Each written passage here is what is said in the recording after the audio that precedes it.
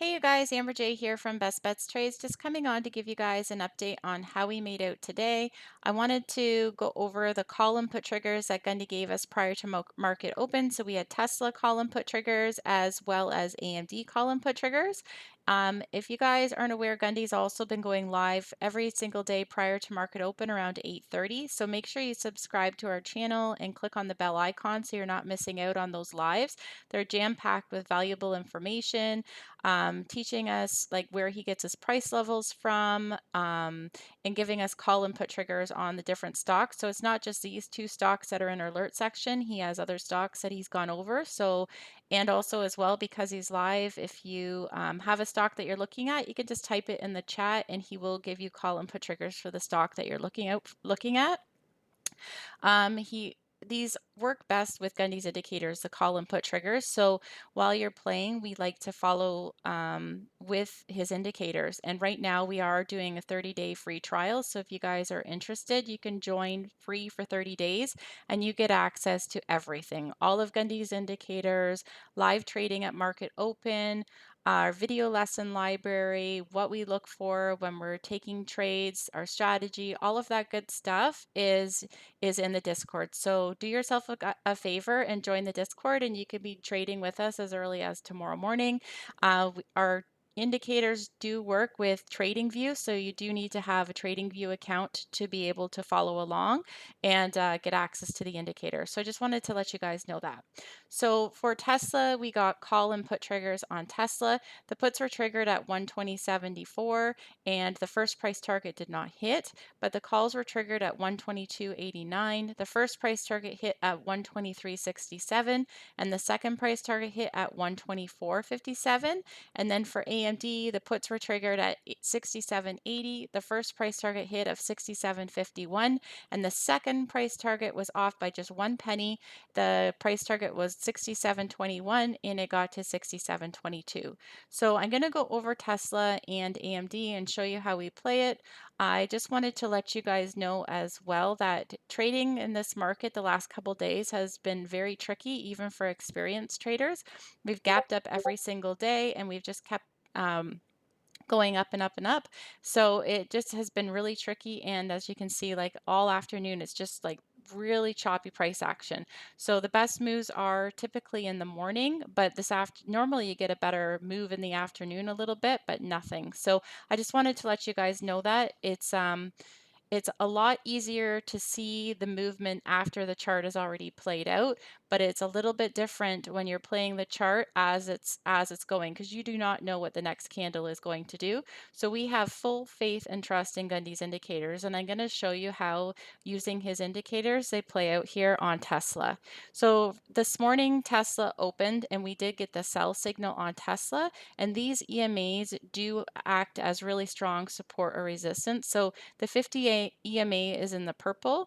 The 21 EMA is the white line, and the blue line is the 9 EMA, and the yellow one is the 200 EMA. And all of these EMAs act as support and resistance, as well as the buy and the sell lines with Gundy's indicators. We also use previous day high and previous day low on these charts as well. So when it opened, we did get the sell signal and it came down and it wicked up off of that 50 EMA. And then it kind of bounced around between previous day high and that 50 until it finally found like true support on that 50. We got the buy line. The candles all crossed up. The candles went up above the 9 EMA, which acts as really strong support, and it wicked up to the previous day high. And this candle here closed with the buy. So once that candle closed with the buy, so we had the sell and then we had the buy signal and then no cross up of those EMAs. That's one of our strategies to know to get into calls and ride it up. So this candle opened right at Gundy's call trigger. You could have gotten into calls and just rode it up and hit the final price target of what was it, 124.57. So that was a really awesome play that you could have taken on Tesla, as well as, if, as you can see here, right when that candle closed, the TTM squeeze indicator was squeezing to the upside. There was lots of green volume. The MACD RSI was pushing to the upside, and the stochastic RSI was pushing to the upside. So you guys, this is one of our A1 setups that we look for when we're getting into a trade. So I just wanted to show you guys that one. And then for AMD,